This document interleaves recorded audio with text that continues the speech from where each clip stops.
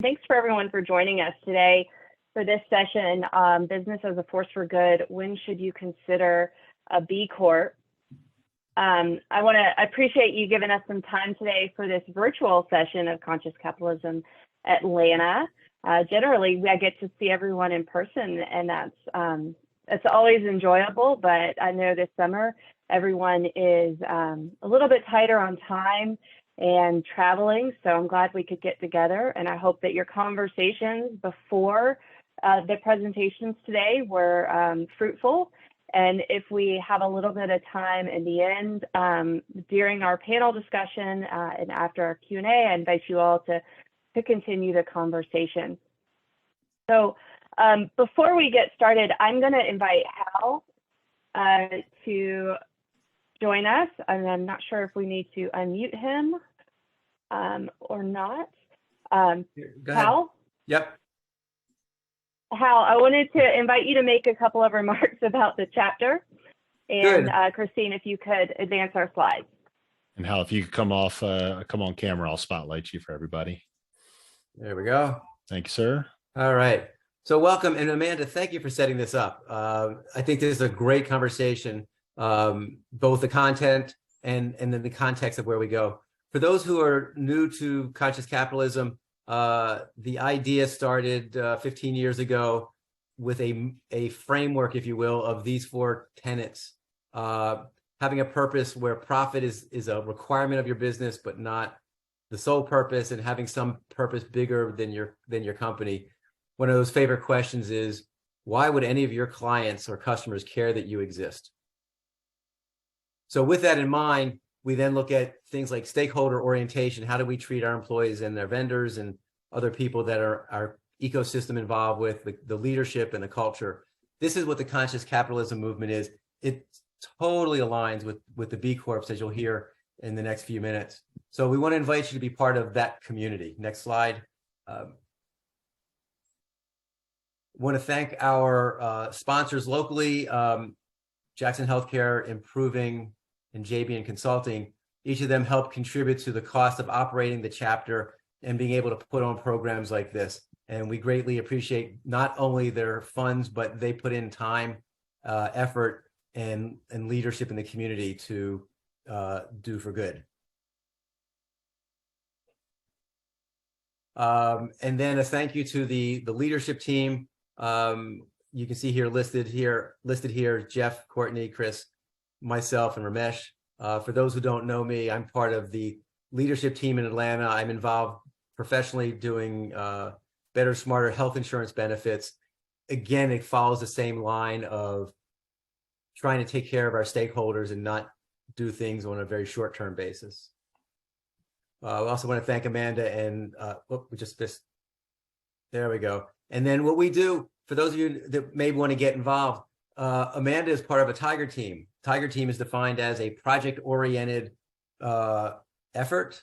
The idea is that Amanda said, here's something we could do that would help the community. And it was roughly an 8-week project. So Amanda and the other Amanda, Ashley, Jerry, Chuck, and I all get together and we help Amanda pull off this program that she did. We're really looking forward to it. If you want to be involved in future events, this is one of the ways to get involved. So thank you to the Tiger team. I know Coach is here as well. Next slide. If you do want to get involved, here's a great time to take a picture, scan the QR code, and it's a questionnaire form. You're not committing to anything. It's just that you want to get some more information. It's a great way for us to capture the information quickly. And now we turn it back to Amanda because she's got a great program for us. Thanks, Hal. So let me take a moment and just tell you a little bit about myself and then why I wanted to pursue this event. So my background is in associations, membership organizations, and I've been doing that since TAG, where I know many of you, and then I spent the past 6 years being an executive director at another organization. And earlier this year, I found myself really transitioning from being this employee of associations to now managing a few associations and creating my own business. And going to conscious capitalism events, I always heard about B Corp certification just here and there, and really wanted an opportunity to dig in and find out what that meant. I'd always hear this really great speaker, and they would talk about B Corp certification, and rather than Googling it for a few hours, which, I mean, frankly, I did that anyway, I thought I could get together some people who are doing it, who are the experts in the area. And I just had a sense that maybe several of you are curious about it as well.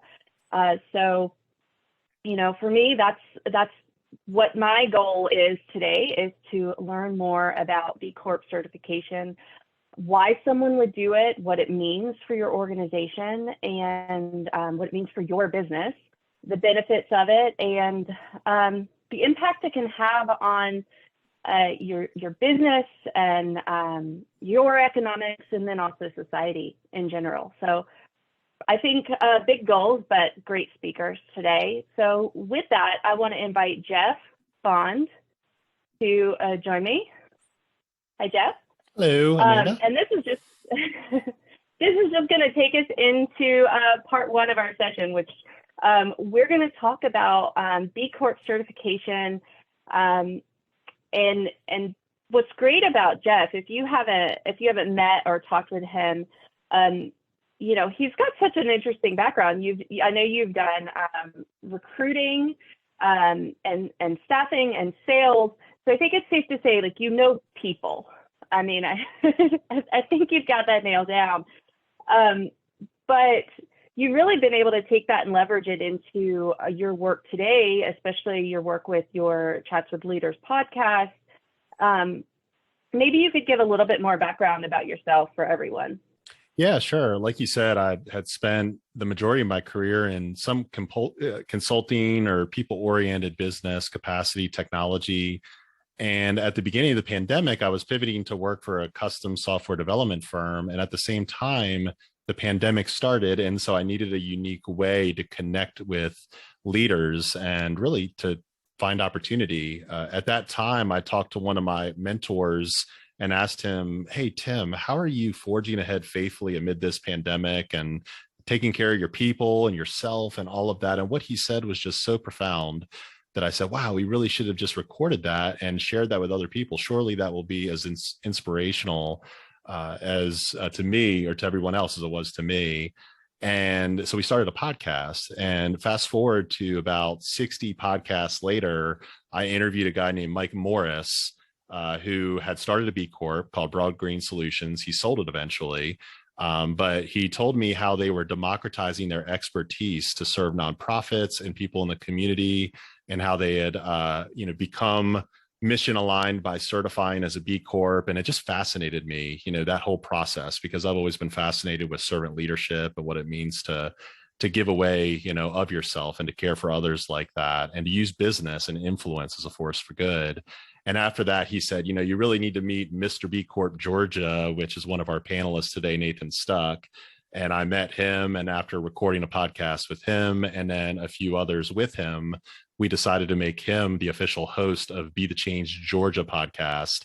This was right around the same time I started my media production agency to help other purpose-driven brands launch and run their own podcasts as a strategic business effort. Awesome. Well, so you've definitely talked to a lot of different leaders and a lot of different business owners out there. Mm-hmm. Is there some commonality that you're seeing beyond the want to make the world a better place? Is there some other trait or characteristic that you've noticed? What I've noticed is that this is a better way to do business. It creates more enduring companies. It unifies the team. It helps you attract better talent, helps you find better customers. But what I've been finding, particularly through the interviews I've done and what Nathan has done and where I've served as a producer, is that B Corp leaders are becoming certified because they want to align their mission and make it more publicly accountable. It's a lengthy process to go through a certification. And it really helps to attract the right talent, attract investors, think about a long-term perspective of the company to anchor your values in concrete, so that if you go, like if you exit the business eventually, that it, is anchored and rooted in that. And so I have found that all these B Corp leaders really, want to make sure that they are like really solidifying, their purpose with this certification. Great. And I know that, so for everyone that we're talking about B Corp certification. So it is a process you undergo, and I've got, I see Nathan on my screen. I know he'll hop in. So just for clarity, it's a process that you go through, and it is a set of standards that you start to review yourself against and assessments. So it is I think I've heard from a lot of people, it's a learning process just the same as it's a qualification process. Yeah. And it has pretty significant outcomes once you get through it. But maybe you could talk a little bit about the motivations or that motivations for, or even hesitations for someone just starting to dip their toe in.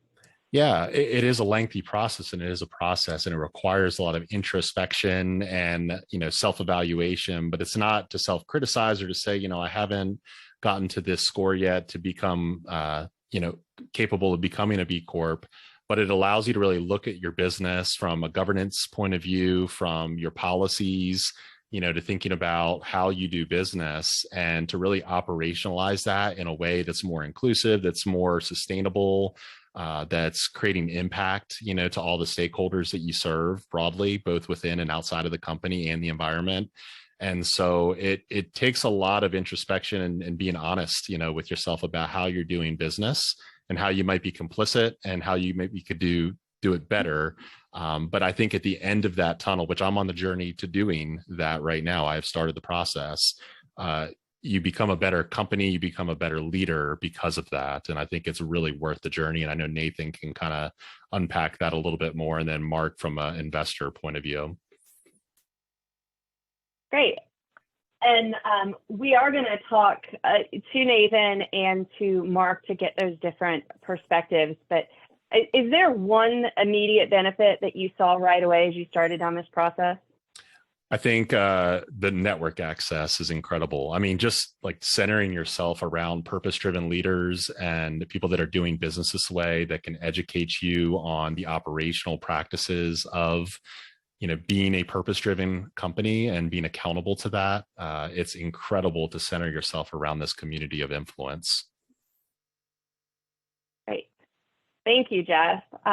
So I want us to turn our attention to Nathan Stuck. Nathan is joining us. He is from Profitable Purpose Consulting, and you kind of fell. I don't want to fully moderate your session, but I know maybe you could tell us a little bit about your background, because you kind of fell into this in a way.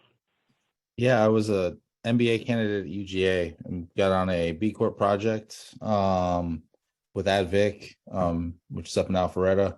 They had like 8 employees at the time, and they're like trying to do this thing. And I'm like, I don't know what this is, but I was mesmerized by the coolness and the uniqueness of both the boss and what he was trying to do. He and his wife trying to certify this company that didn't even have an office space yet as a B Corp, and by the B Corp process itself. Because I was like, oh wow, this is hard. So much that goes into it, and it's like, oh cool, yeah, no, prove it. Like you're like, oh, we do all these great things in the community. Like, oh, okay, do you have data to back it up? Then okay, we're not going to give you those points. And you're like, oh wow, this is rigorous. So I fell in love with it. I ended up wanting to continue the project my last year as an MBA, and I asked what was going to happen, and they were like, honestly, like we're growing so much, like it will probably die in the vine just because nobody has the bandwidth to carry the project forward. And I was like, well, let me get the MBA team back together. So the band got back together. We kept working on it. Meanwhile, by like December, I was like, Jeff, can I come work for you? And he was basically asking me the same thing. So I ended up going to work for them for the next 5.5 years and just when we got certified finally in 2018, like a full 2 years after we started the process, and just started going to B Corp things. And I came back from Champions Retreat in New Orleans in 2018. I started the B Culture and Talent Collective call. I started B Local Georgia. I still run both of those things to this day. And then B Local Georgia gave way to, like, I don't know, the pandemic hit, and it was like, oh, let's do a conference. So we started Build Southeast virtually. We're going in person this year. I started, UGA asked me if I wanted to teach the class that I used to take. So I started teaching at UGA, and I was already involved in kind of mentoring the students, which is how I met my first full-time hire, who's here today. Hi, Jenna. And so, yeah, I just kind of kept getting involved. I joined the board of B Academics. And then honestly, it was beginning of 2021. I heard that interview with Mike Morris that Jeff mentioned, and I hit, Mike up and I was like, I want to be on that podcast. And I had wanted to get on more podcasts, and I'm like, I could talk about B Corps, but you have that like imposter syndrome where you're like, yeah, but Mike's like super important. That's why Mike's on podcasts. And so he was like, yeah, I'll connect you to Jeff. And then from then on, like, and then I just got hooked and I started doing all kinds of podcasts. And like, it was Jeff Hillmeyer, from Begin to Begin and everything, Dragon Army, whatever, 48 and 48. And Jeff was like, you're Mr. B Corp Georgia. And that name has just stuck with me. And then, yeah, the company just started because in early 2021, somebody asked if they could pay me to do their B Corp certification. And I went, I don't really know what to do. And then my old CEO did the most B Corp thing of B Corp things, which he said, why don't you start your own LLC and see if you can grow a company? And I was like, well, you don't want the revenue? Like there's still moments in this community where you're shocked and you're like, that doesn't compute at all. You want to help me leave eventually? So, I mean, I had like 3 clients that first year, and he was coaching me through. And then the next year he's like, okay, we need to grow this thing this year. And so we worked through, and by like, the plan was kind of maybe end of the year, and it ended up being like July was just kind of like that. We both looked at each other and was like, it's time. So, and honestly, I'm happy to say I still do some work for them as well, some consulting work. So they're like every good consultant, you turn your old employer into your first client. But we've hit the ground running, and yeah, I mean, I guess accidental. I'm not Yvonne Chenard. I'm not that accidental of an entrepreneur, but, a little bit accidentally just kind of stumbled into something that I loved, and people match that beautiful thing where, your work and your purpose and your mission, you start getting paid to do it. So awesome. Awesome. Well, I'm hoping you could probably take maybe 5 or so minutes to tell our audience about the process to go through certification and that criteria. How would you walk a client through this if they come to you and they say, hey, I think I'd like to be a B Corp. Can you tell us a little bit about what that entails? Yeah. So, I mean, I can go through our process. I mean, there's nothing really proprietary about it. I think most B Corp consultants know it anyway. We're now officially trained B Corp consultants as of Thursday too. Jenna and I both were part of the inaugural cohort, B Lab US and Canada, the parent nonprofit that oversees all of the certification stuff. They started their own consultant training program. So anyway, I typically will go work with the client section by section. So I'll have them take the initial run at the assessment and with the instructions of not going too far down any rabbit holes. That's why they've hired a consultant to help them.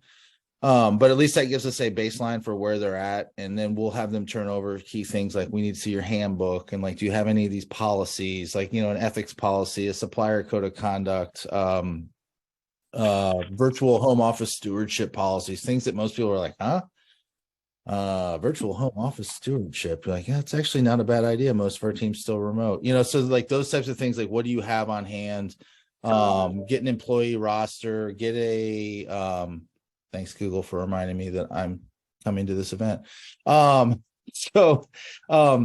Yeah, getting the employee roster, which will have everything from anonymized, but still we'll have salary, location, birth date, tenure, seniority. So I can start to look at, some of the, diversity of the staff and of the management and all the different things that go into play. I'll get their list of suppliers and, because we're going to sort through all of this. And once I have all of that, we kind of get to work behind the scenes, looking at like, where are points, like most people, when they take that first run, will give you back a score of like a 50 and you have to be at an 80 to certify, and everybody freaks out. Advic was a 41, Creature, who's a B Corp, was like a 39. Everybody like has this like moment of like, we're the worst company in the world. Like, no. You don't know what you don't know yet. But then we'll work through section by section. So we'll work through the governance section and look at policies we can put in place, and what other, is there an advisory board we could put together? Are there other ways, transparency wise, do you have an annual impact report? What are you sharing with your stakeholders? What are your, do you do financial education around the business's financials with your employees? Like, what are some low hanging fruit here that we could easily implement and would make a positive impact on the company? We'll go through, and yes, that is the perfect way to describe it, the panic of high achieving people getting their first low grades. That's awesome. Sorry. And we'll go through the workers section, same thing. We're looking at benefits, and we're looking at, and I know like Hal's on the line, there's certain things that you want to be able to do, as working with a consultant. Also, they should be able to help you weigh the pros and the cons. Not that there's a con to adding benefits, but there's also an element of understanding the business and understanding the margins and understanding the stage the business is in right now, and what, which of these benefits makes sense, because we also have to remember, like, I could implement everything and be the greatest company in the world and be out of business in a week. So kind of going through some of this of like, what can we do here? And maybe it also includes surveying our employees. Maybe we're thinking about adding something that they don't really value, and really we could add a week of paid time off to volunteer, and our team would love it. And there's some opportunity, there's some costs there, but we're not writing a check. We're getting marketing content because we're going to do a volunteer event together. Like, there's so many ways to think creatively about, as we go through this, what we implement, what we don't. And same thing, we get into the community section of, working through like, what is your social impact strategy? Most people, it's kind of a shotgun approach where they're just kind of scattering some money around the community. And this one we volunteered at because the owner volunteers there, and thinking through like, what makes sense for the business here too? What tells a compelling story? What gives us social media content? What brings people back to reminding them what we do is a core business? So how do we align our social impact with our brand as well? And then getting into the environmental section, looking at like, how do we, how can we reduce our footprint? How can we offset our footprint? What does that look like to start measuring, so we can start setting goals and tracking towards goals and, holding ourselves accountable?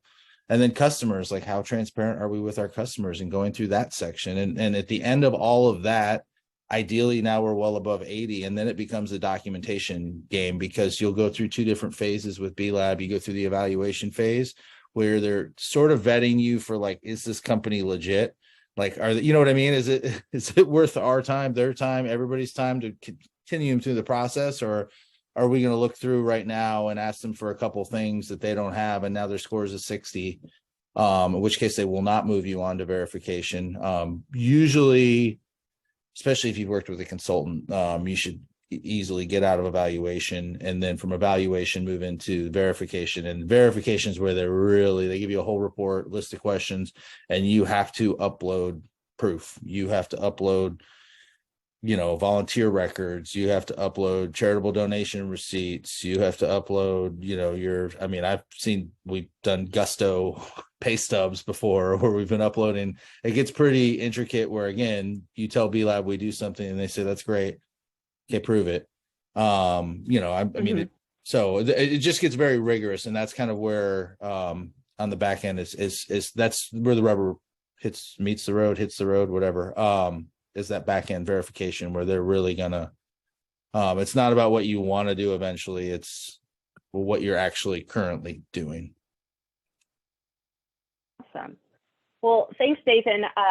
We've got some questions that I want to get to during the panel discussion segment.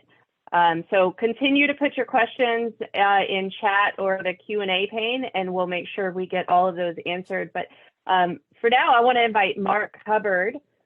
So Mark is an investor and a strategist, has been working with companies, helping them build, and for more than 30 years, you've been an investor, it sounds like, Mark. I don't know about calling me old off the top, but that's fine. That's fine. I'm just saying you have a wealth of experience and knowledge. You picked out the number of years. Thanks. Thanks a lot. Well, maybe you could, in telling us a little bit about yourself and what you do. One of the reasons I wanted to talk to you and to have you here today is I know that you have a lot of experience working with certified B Corps, and you have a kind of a passion, I would say, for the industry, for the companies. So maybe you could tell us a little bit about that and how that is reflected in your work as an investor. Sure.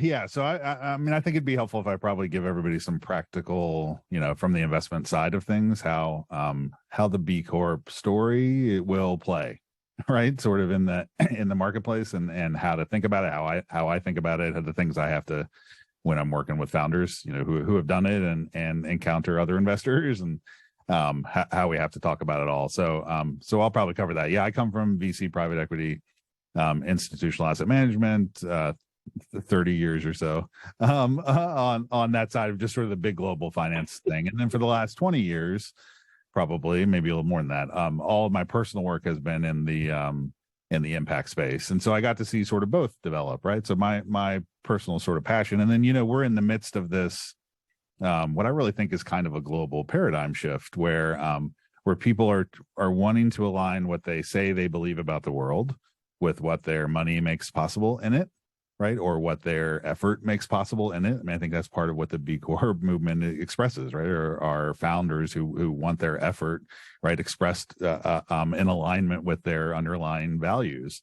So we're part of that. And so as part of that, now I run a whole sort of capital platform, from a venture studio to a venture capital firm to a big institutional funding thing, all focused on impact founders. So impact founders and women and historically excluded founders. Sort of that's our founder set.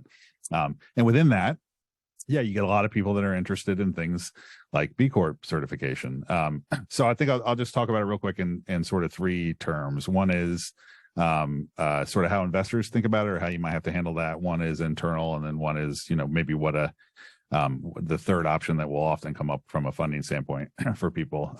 First, you will hear, if you go raise money. And now look, my perspective is, it's angel, serious angel, family office, and venture capital. So largely early stage, but sort of institutional frameworks. And you will hear, when you go try to raise money, sometimes even from angels, like is a B Corp a distraction? Right? Is trying to go for your B Corp a distraction? Is this founder a serious founder? Right? Are they soft? You'll hear some venture capital firms say, "Oh, we'll just cut out all our B Corp applicants and we won't consider any of them." Right? Or like Mark Andreessen has this famous quote that sort of gets popped around the impact world, where he said all impact companies, not B Corps, but impact companies are houseboats. Right? They're not a good house and they're not a good boat. Right. And coming from somebody who, ironically probably spends a fair amount of time on a yacht, which is both a really good boat and a really good house. And so, in my mind, that's what a B Corp is. It's a yacht. There are yacht versions of impact companies, right? And then there are ones that, aren't necessarily investable. And so, I would say, as you think about it, and as I work with founders who are talking to other investors and giving me feedback, first of all, I would say, make sure it's not a distraction. That is, there is a way to think about and to go after getting a B Corp certification that doesn't have anything to do with what Nathan just talked about, right? Where he just talked about all of these like deep, like core underlying ways it's connected into the strategy of the business and the things it will yield from a business perspective, even while you're just trying to do the evaluative part. That's all really useful, right? Strategic and helpful stuff. Running a startup or any business, frankly, like kind of sucks. And it's hard and it's emotional. And we tend to, as founders, start to substitute activity for progress. That's a very common thing. I have to watch for that all the time, where I see founders like at lots of founder events posting selfies. and they feel like that activity, right, or pitch competitions or whatever, they feel like that activity is progress, and it can be if you make it that, but it all can also just be activity. And so the first thing I would say is make sure you're not doing that. I mean, that's why I feel like the difference between like trying to read the things and work through the principles versus actually going for certification, right? And the difference between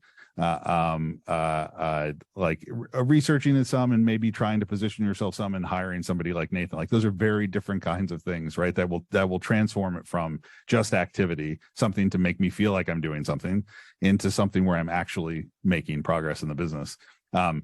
I would just say the same things you'll hear all the time. Then, as long as you're really clear with yourself that we're doing this strategically, and it's not just I'm not using it as a way to make myself just feel better.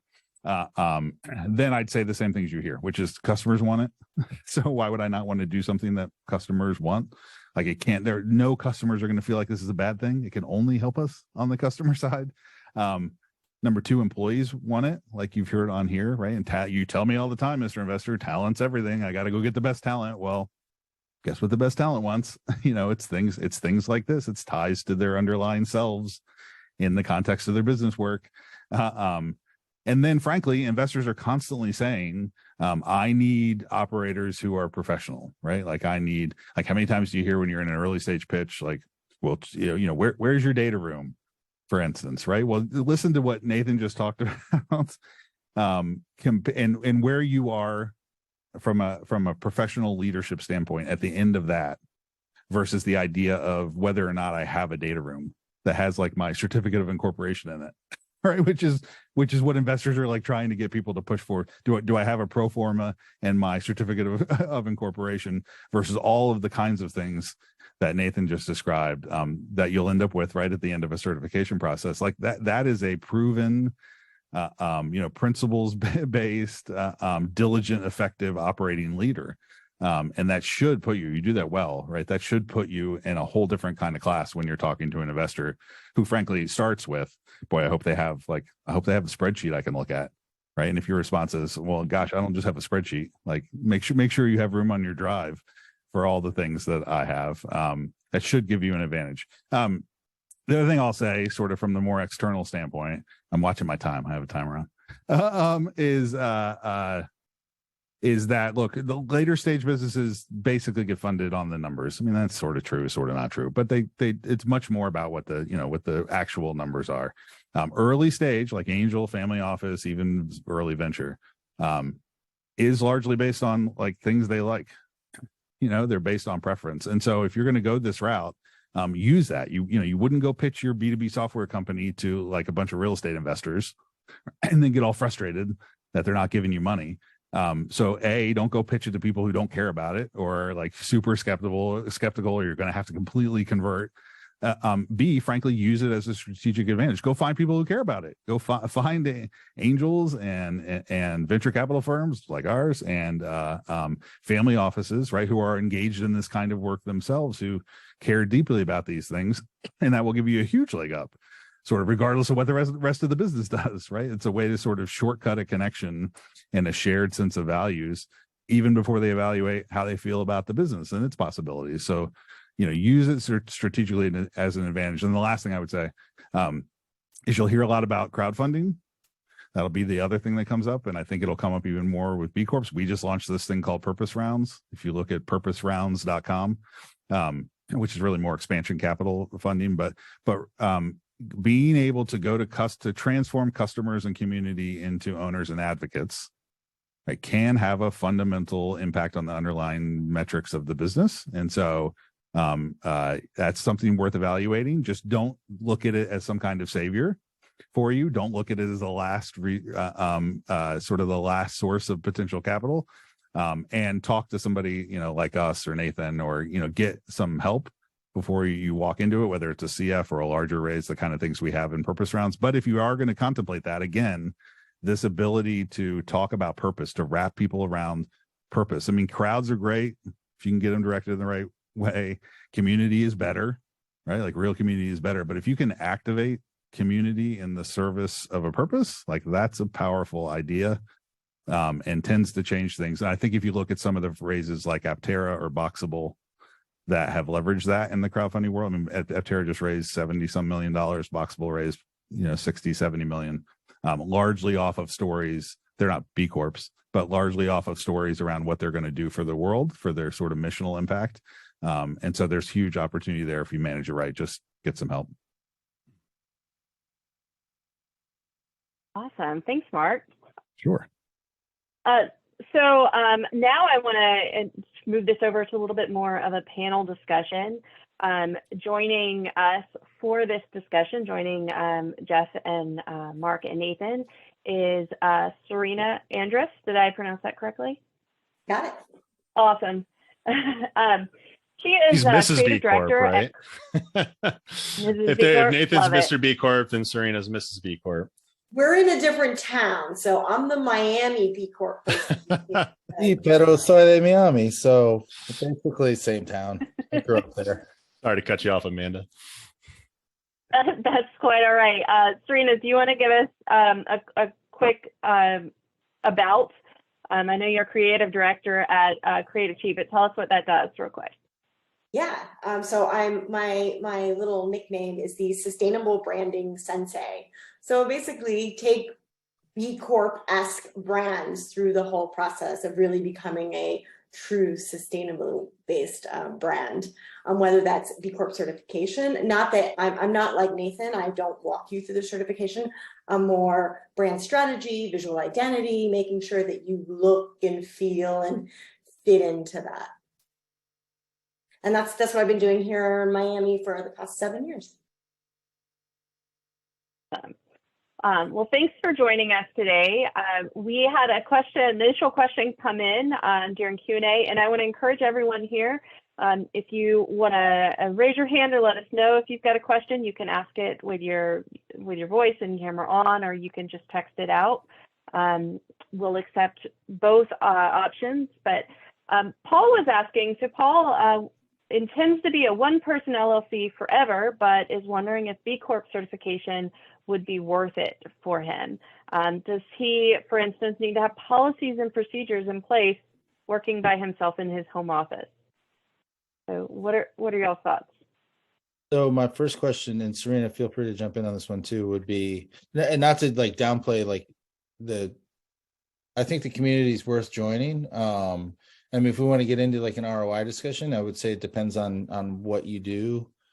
I mean, for me, there was never a doubt that I was going to certify as a B Corp. Like I was ready as soon as I hit my 1 year anniversary. You have to be in business for 1 year. As soon as I hit that, I hit submit on my assessment because I like there was no way. Probably the coolest part about joining the entrepreneurial world was getting to certify. Because again, coming back to the community, Jeff mentioned it earlier, like going to champions retreats and I've been to B summits in Amsterdam a couple times. I just got back from one. Like the community is awesome. So, I mean, if we're looking like as far as ROI goes of like, is it worth it? I think so. I just think it gave me such a cool framework for the business and what I wanted to make sure I hit, like from a charitable standpoint, a pro bono standpoint, a volunteer standpoint.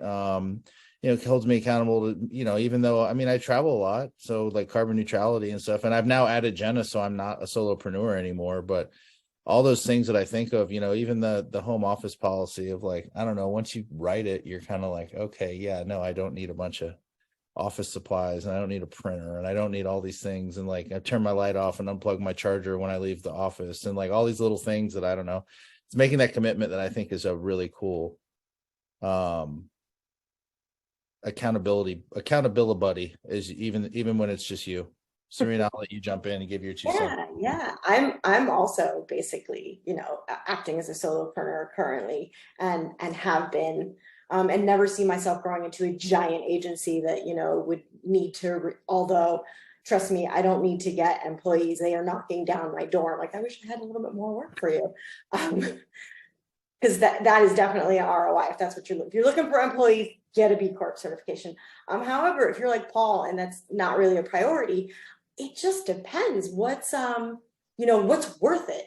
So for me, it was more of what's the world that I want to create with my business, knowing that that's the biggest impact that I can make in my life. Yes, I can live a sustainable lifestyle and recycle and do all that great stuff. But if I can make an impact through my business and hopefully inspire other businesses and to have a community of businesses that are willing to work in this direction, it's the biggest impact that I can make. So how am I in integrity with that mission? Knowing that I worked for a corporation that I hated before, selling things that were terrible for the planet. I wanted to work with corporations that were selling cool things for the world that are going to improve the world. So how am I in integrity with that mission? I can't just say, oh, I want to work for Patagonia and, you know, continue my life the way it was and do whatever the heck I wanted to, and you know, turn around and go work for a company that's doing something disastrous for the environment. No, being in integrity with that meant becoming a B Corp. Now that's sort of a personal preference, and we can go down, Nathan and I can both go down the whole ROI and actual, you know, numbers and metrics of how we can, you know, how we can prove that it is good for you. But it depends, because it's not great for everybody. It depends on what you want personally and as a benefit as a company from it. Thank you. I had a question. So Nathan, you alluded to this, but you pursued, like, you were 1 year in business and then you were like, okay, I'm going to do it. And I've heard, maybe I'm wrong, but I've heard it can be harder later in your timeline for a business. So is there a sweet spot of when you should like start the certification or plan to be certified by? Yeah, no, that's a great question.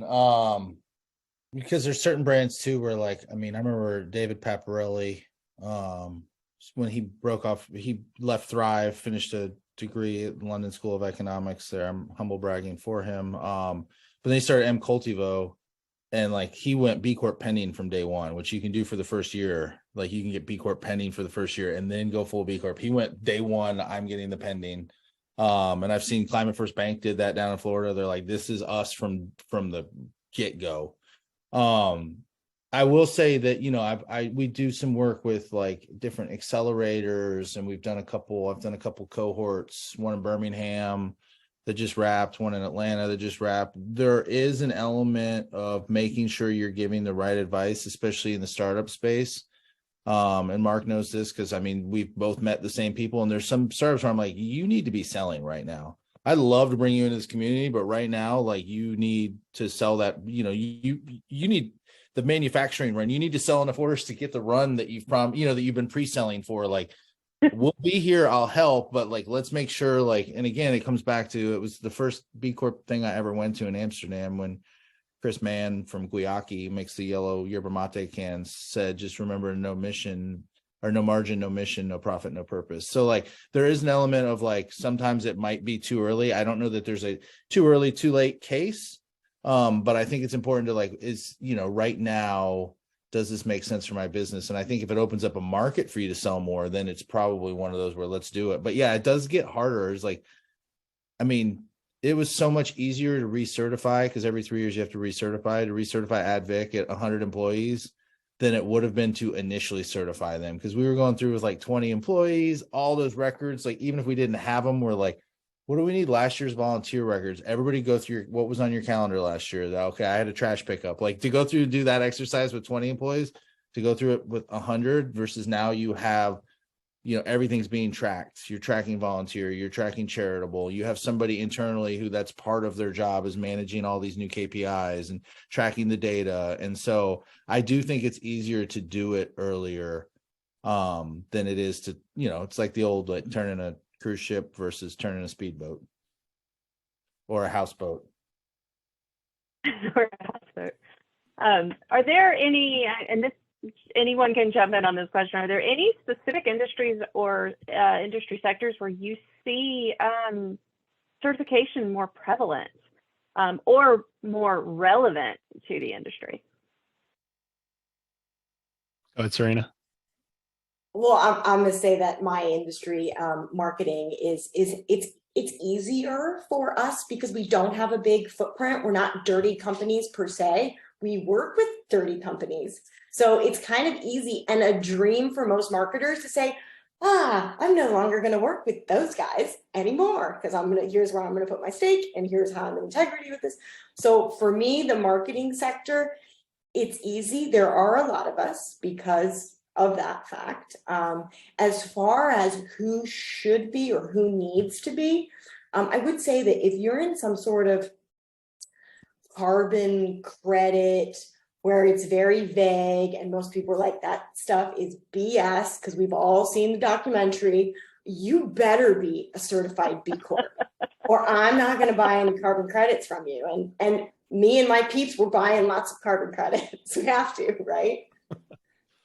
I've noticed, Nathan, too, and just in a lot of the interviews we've done, a lot of people that are in IT or some sort of management consulting, also for the same reasons that a marketing communications firm may also, like, it may be a little bit easier because their footprint isn't quite as substantial, but I see that as a big category. And then food and drink seems to be the big prevalent one, and consumer packaged goods and companies that do have, a big footprint to cover, and they have waste, from their products. They seem to band together, and you see the trailblazers out there like the Ben and Jerry's of the world, that do that. And now we have Creature Comforts here in Atlanta that wants to do good in their community, and Thrive Farmers that wants to do good by the beginning parts of the supply chain and create economic sustainability for these farmers in third world countries. And it seems to be the dominant sector, that food and drink, and anyone that has packaged goods related to that. And it's twofold because you have, I mean, for the it's funny Serena said that because the professional services companies sometimes will complain to me like,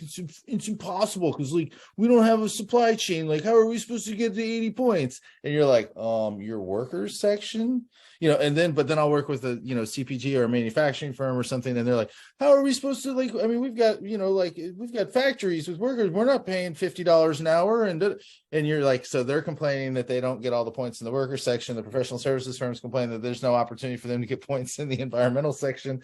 So it's always fun to hear that. But yeah, the CPG thing, I think I'm not bringing this to ROI, but the professional services firm is like, and I have the same problem Serena does, where people will like cold email you, like, MBA students, seniors in college, are like, hey, are you like blah, blah, blah. I love that B Corps. And like, I mean, it's the same reason Jenna, I mean, I got a really talented person out of college because she kept wanting to work on B Corp projects as a student, as a grad student. We found a GA spot for her. Like, she made her own spot in this industry. But for us, I think it's a talent thing where like we realize that this is a tool. I want to grow my business beyond one employee. We realize this is a tool to recruit talent. And then I think on the CPG side, I think you're seeing in greenwashing, woke washing, every commercial, like if it's a coffee company, they could be doing absolutely nothing good in the world, but you better bet that commercial is going to show farmers like playing with the dirt, and you're going to see this like incredibly diverse workforce in the picture, and it's all social change, and like after a while it just all looks exactly the same. It's like, I swear that group of people in that picture work at every company on the internet because they're on everybody's About Us page. So I think that the CPG side or that B2C side, I think, is really just like, help me break through the clutter. Oh, beautiful B Corp logo of like, okay, cool. I don't know. It's like LEED. I don't know all that goes into it. I just know it's a sustainable building, and I don't think everybody knows all that goes into B Corp, but you see it on a package and you're like, I'll buy this one instead of the other one. Sorry. Man, we got a couple good questions here in the chat. If we can round them up before we close out here. Yeah, I saw this. So Dawn is asking if Asia or Europe is further ahead than the United States in the awareness embracing of B Corps or ESG. Nathan, you're the world traveler these days. You want to kick that off? Yeah, Europe. I mean, Europe's coming out with like compulsory reporting, and I have a friend, actually another friend in South Florida, who does a lot around GRI standards and is helping to kind of automate some of that. And but yeah, Europe is light years ahead of us. Mark's nodding his head too. Yeah. I mean, the impact world sort of grew out of the UK. So and that's still probably the seat of it. All the social impact bonds and like all the large scale innovative things that happen in the impact world have really come out of Europe. So it wouldn't be a surprise, right, for them. For this is some kind of extension of impact for, and certainly in ESG, right? The other thing they haven't had is the political pushback on the ESG front, really quite in the same way we have here, obviously. And so, yeah, so it hasn't been quite as stymied either. Another question. Oh, sorry, go ahead. I'll just follow up on that. We have companies that come from Europe that sort of have a second office here, and we speak to them in Miami. And they talk about, wanting sort of to mitigate risks because of new policies that are happening in Europe. And I'm like, oh no, we can't talk about that here. This is Florida. We do this because we want to do it, not because anybody's going to come after us. Different philosophies. Nice. So another question, are there any up and coming rivals to B Corp certifications? Yeah, when do you launch? Any alternative certifications? When do you launch your own certification, Nathan? It's funny. Jeff for years used to tell me, he's like, man, you should start like a rival certification. And I'm like, I don't want to do that. I don't know. I always hear threats of like stuff, and then people will go like, man, it's only a matter of time till somebody comes out with one. I feel like right now the difficult part is that first mover advantage is light years ahead of anybody who would try to come, and the other piece of it, and Serena and I can testify. I mean, and I'll tell you from 7 years ago, walking into work on a big project and having no idea what it was, to like working at a B Corp and to explain it to everybody. I don't have to explain it anymore. That getting that market awareness that has grown out of this has been incredible. So that's what I see limiting potential rivals, is that like the brand awareness is now there. And that took a really, really long time to get there. Unless somebody's going to market themselves as like, hey, we're the B Corp alternative. I don't know. I don't know if there's, you never say never. Yeah, I can't imagine. Not a chance. I mean, B Corp is well, but like this is, it's not $1 billion corporation. Like it's a lot of hard work to do something. That's the kind of idea that sounds great until you realize what it takes to execute on it, and then you're like, oh yeah, never mind. that was too much. The cool thing I've found too in these different communities is that there are complementary organizations like Conscious Capitalism, B Corp. Here in the Atlanta area, we have Go Beyond Profit, we have Georgia Social Impact Collaborative. So there is a broader ecosystem that doesn't compete with one another, but really feeds into how do we uplift humanity through business? How do we learn these standard operating procedures that help people do business this way? And I look at kind of B Corps as that next step, like that gold standard. If you're going to really root your mission and your accountability into the certification and take the plunge, then that's kind of that next tier. But no matter where you are in that journey, you're in the tent, you're doing good. You have right intents. Mark was talking earlier about companies that are getting invested in because of their higher purpose and because of the way that attracts investors and talent and the stakeholder ecosystem. There's no right or wrong, but certainly, taking that step with B Corps. And I don't know that I see anyone being able to catch up with the B Corp certification anytime soon. That B on your package, that B on your website, it's a big deal. Yeah. I mean, if you have a specialty, go build one. I mean, gender fair, or if there's an area, very specific sphere in which you want to see progress and you have the ability to help do that through some kind of certification, great, but won't be as broad and sort of institutionally focused as B Corp is. The coolest one I've seen, it came out of Kentucky, Canopy, which isn't really a competitor. It was started by Scott Collins at Facilities Management Services, which is like the biggest B Corp in the state, like 400 people. And a couple of the other B Corps. And essentially, it's a certification that you're on the journey to being a better company. So you have their certification, essentially, you have to set goals that you have to track to them. And every year you have to report back on your progress against those goals, with the idea that it will get people on the journey certified that they're trying to do better. We're meeting people where they're at, and then that they will eventually certify as B Corp. So I went to their conference earlier this year, and it's a really cool concept in a place where, it's a little more conservative. There's just kind of, how do we get people just, let's meet them where they're at and kind of like grab them by the hand and help them become better without necessarily setting this super high bar that you must be, this great to ride this ride. Let's help them get to that level. So there's a couple really cool, I don't know, complementary ones as well that I've seen pop up. Well, we are running a little bit short on time for all the questions that are coming in. So I think what I'd like to do is get your final remarks on our topic today.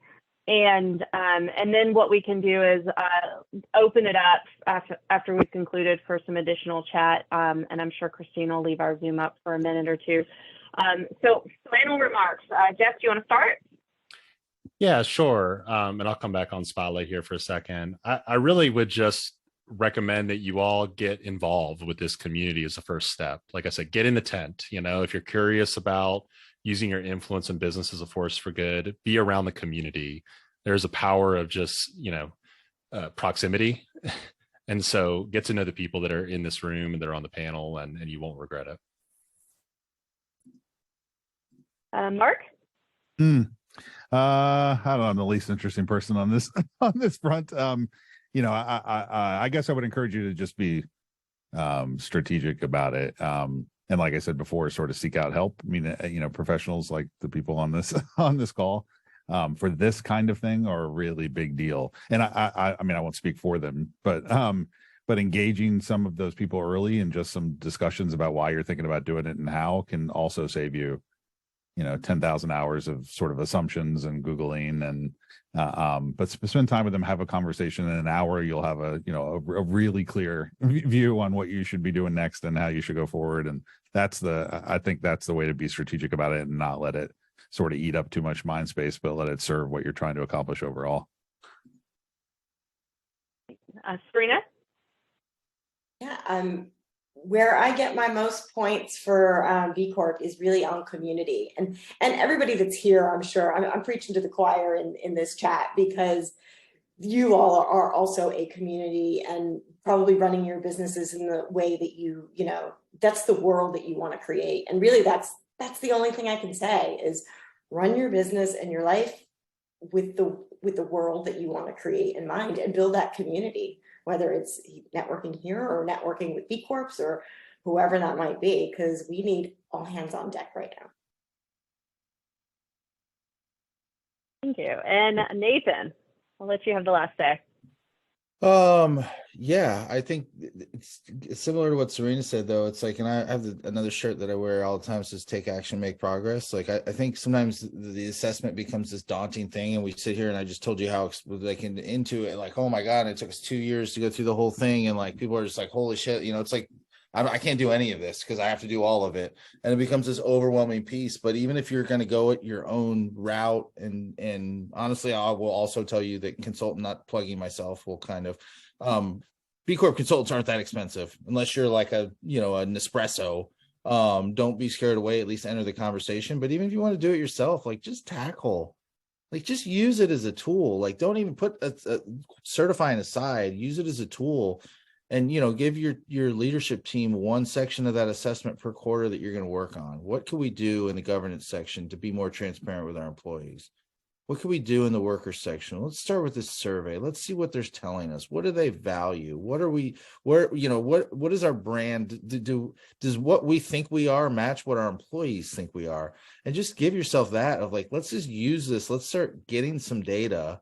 Let's start setting some goals, and let's start holding ourselves accountable to how we're reaching them. And that's where this tool is super powerful. Yes, I totally think there's ROI in the certification, but even if you're just using it to improve your business, it's incredibly powerful, and it's free. And I think sometimes it'll open your eyes maybe to some things that you thought you did better than you actually do. So it'll make your business better. Great. Well, Nathan, thank you. Thank you to all the panelists. I know what Nathan just said is very reflective of what I've gotten out of this whole process, and that there's a lot of value to identifying what is important to you and what your values are as a business owner, and putting in place some personal goals to achieve to make the world a better place. So Thank you again for participating. I think Christine will shut us down when we have to be shut down, but if you've got any additional questions, and I'll drop some of those questions into the chat for the panelists